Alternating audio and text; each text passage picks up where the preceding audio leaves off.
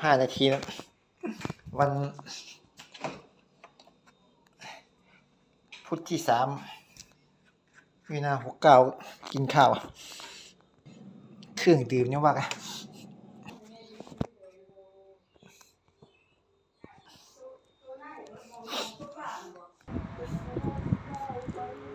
38ก็เตรียมเปิดเบียร์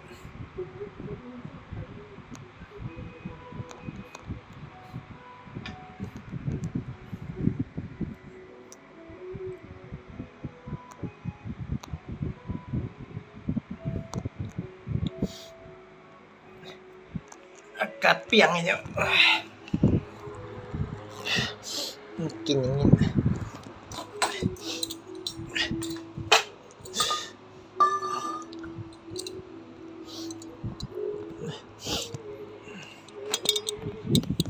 อยากกินนะ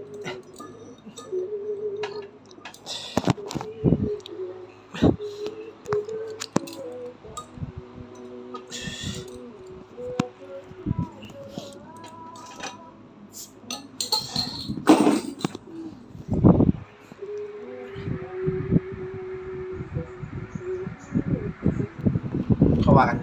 กินข้าว